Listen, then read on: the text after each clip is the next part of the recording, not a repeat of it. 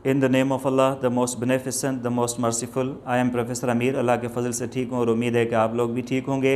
आज मैं आपको correction of errors in sentences part 1 पढ़ाने जा रहा हूँ। ये करेक्शन ऑफ एरर्स की एक्सरसाइजेज बेसिक लेवल से लेकर एडवांस्ड लेवल्स तक ये एक्सरसाइज आती है। यानी जैसे CSS के एग्ज़ाम्स हैं या PMS के PCS के, यानी ऐसे एग्ज़ाम्स में भी ये करेक्शन के लिए सेंटेंसेस दिए जाते हैं। या तो सेंटेंसेस को रीराइट करना पड़ता है या तो हमें कोई वर्ड जो गलत है उसको डिटेक्ट करना पड़ता है, उसको पहचानना पड़ता है। तो किस तरह से ये एक्सरसाइज होगी और कौन से एरियाज़ में से कौन से एरियाज़ हैं जिनमें से ये एक्सरसाइज दी जाती है। तो ये सारे जो कंपोजिशन के एरियाज़ हैं, यानी parts of speech, tenses, voices, narration, prepositions, articles, ये सारे जो हैं इनसे ये ऐसे सेंटेंसेस में गलतियाँ दी जाती हैं और हमें वो डिटेक्ट करनी पड़ती हैं। तो देखें ये इनकरेक्ट है, नोबडी नो हिम, क्योंकि नोबडी जो है थर्ड पर्सन सिंगुलर सब्जेक्ट है, तो हम थर्ड पर्सन सिंगुलर सब्जेक्ट के साथ सिंपल टेंस में एस या एस का इजाफा करते हैं। जहाँ पे एस का हो वहाँ पे एस का, जहाँ पे ES का हो वहाँ पे ES का। तो नोबडी नो हिम गलत है, जो कि ये होगा नोबडी नोज़ हिम, कोई उसे नहीं जानता। ये सही है। ये सब्जेक्ट वर्ब एग्रीमेंट भी कहलाता है, क्योंकि नोबडी अगर सिंगुलर सब्जेक्ट है थर्ड पर्सन सिंगुलर तो इसके साथ वर्ब को एग्री करना चाहिए। तो होगा नोबडी नोज़ हिम। अभी यहाँ पे ये एग्री कर रहा है, यानी वर्ब सब्जेक्ट के साथ एग्री कर रहा है। अच्छा, उसके बाद है इनकरेक्ट है ये, a crowd of people were coming for help. तो यहाँ पे हमने देखना है कि प्योरली सब्जेक्ट कौन सा है, फिर हमें वर्ब की चॉइस करनी है। अगर सब्जेक्ट हम भूल जाएंगे तो फिर हो सकता है किसी और गलत वर्ड के साथ हम वर्ब लगा लें। जैसे यहाँ पे पीपल को देखकर आपने अगर वर्ब लगा लिया तो ये गलत हो गया। हमें सब्जेक्ट देखना है। सब्जेक्ट इसका क्राउड है, अ क्राउड, पीपल नहीं। ये ऑफ पीपल इसके साथ एट्रीब्यूट आया है, जो कि इसका सब्जेक्ट नहीं है, सब्जेक्ट के साथ एट्रीब्यूट है। तो हम क्या करेंगे, हम क्राउड के साथ, अ क्राउड के साथ वर्ब को एग्री कराएंगे। तो ये करेक्ट देखें, a crowd of people was coming for help. एक हुजूम लोगों का मदद के लिए आ रहा था। तो यहाँ पे सब्जेक्ट के साथ वर्ब एग्री कर रहा है। इनकरेक्ट है, he is good in chemistry. He is good in chemistry, हम अपनी ज़बान में जब सोचते हैं तो फिर ये होगा कि हमें लगता है कि वो केमिस्ट्री में होशियार है, तो हम इन यूज़ करते हैं। लेकिन इंग्लिश में ऐसा नहीं है। इंग्लिश में जो है वो एट प्रेपोजिशन यूज़ होता है, यानी किसी सब्जेक्ट में अगर कोई होशियार है तो he is good at chemistry, जो कि सही होगा। तो इसी तरह से आप कह सकते हैं he is good at mathematics, he is good at physics etcetera. ये देखें इनकरेक्ट है, he is the person which helped me. तो पर्सनल जब कोई प्रोनाउन हो या इवन पर्सन हो, तो पर्सन के साथ जो रिलेटिव प्रोनाउन होता है वो विच नहीं होता, हु होता है। तो हम हु यूज़ करेंगे, विच नहीं।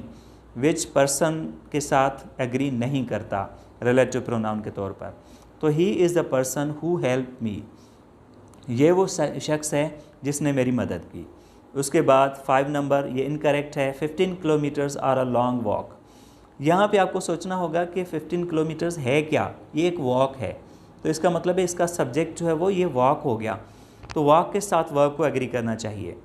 तो the long walk is of 15 kilometres. तो लॉन्ग वॉक कितना है, 15 किलोमीटर्स। तो हम कहेंगे 15 kilometres is a long walk, जैसे यहाँ पे करेक्ट में है 15 kilometres is a long walk. जिस तरह से आप सपोज़ कहें कि the problem is examinations, examinations is a problem. Okay, तो इस तरह से इनकरेक्ट है ये, suppose there were 2000 people in the gathering.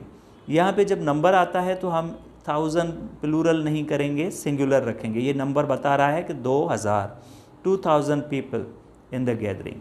तो यहाँ पे एस ख़त्म किया जाएगा, ये होगा there were 2000 people in the gathering. ये सही हो गया। अगला सेंटेंस देखें, ये इनकरेक्ट है कि it was he which stole your phone. हम जो है ना इशारा कर रहे हैं कि वो वही शख्स था जिसने आपका फ़ोन चुराया।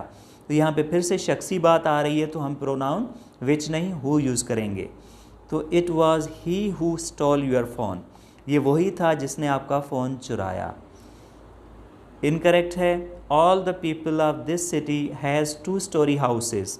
यहाँ पे फिर से आप सब्जेक्ट पे गौर करेंगे कौन सा है, सब्जेक्ट ऑल द पीपल है और ये सिटी नहीं है। सिटी के साथ अगर हम हैज़ यूज़ करेंगे सिटी को देखकर तो ये गलत हो जाएगा।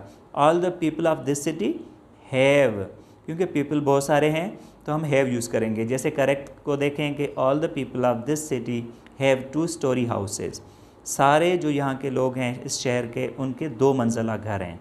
उसके बाद ये इनकरेक्ट है, द मैन इज़ मोर्टल। यहाँ पे मैन के साथ मैन के साथ द यूज़ नहीं होता, क्योंकि मैन जो है stands for all the humanity, और ये मैन जो होगा उसके साथ कोई आर्टिकल यूज़ नहीं होगा, ये जनरल सेंस में यूज़ होता है। मैन इज़ मोर्टल यानी इंसान फ़ानी है। ओके, तो द मैन नहीं होगा लेकिन ओनली मैन इज़ मोर्टल, इंसान फ़ानी है, ये करेक्ट हो गया। जिस तरह से गॉड के साथ भी द यूज़ नहीं होता, God is one, God is the creator of this universe, तो हम द गॉड नहीं लगाते। तो इस तरह से ये इनकरेक्ट है। He no less than his friends are guilty. देखें ये जो कंजंक्शन नो लेस दैन है, इस कंजंक्शन को जब हम यूज़ करेंगे तो पहला जो सब्जेक्ट है this is the most important subject, यही इम्पॉर्टेंट सब्जेक्ट है, इसी के साथ वर्ब को एग्री करना चाहिए।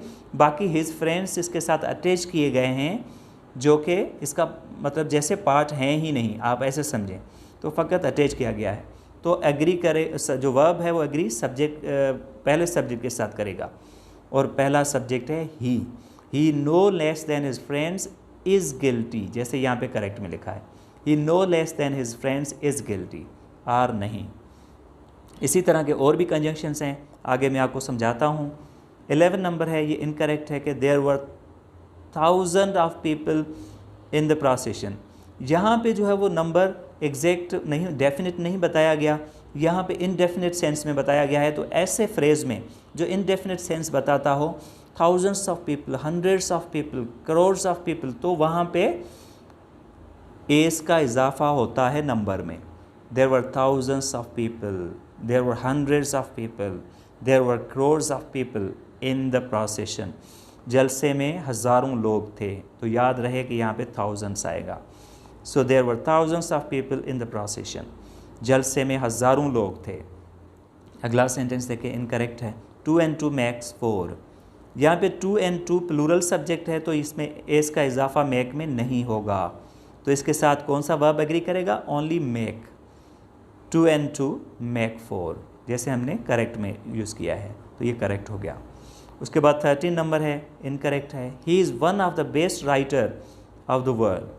यहाँ पे देखें, ही is one of the best writers of the world होगा, क्योंकि हम बेहतरीन राइटर्स में से एक बेहतरीन राइटर चुन रहे हैं, और भी बेहतरीन राइटर्स हैं, तो हम क्या कहेंगे, he is one of them, he is one of the best writers, तो यहाँ पे प्लूरल होना चाहिए राइटर्स।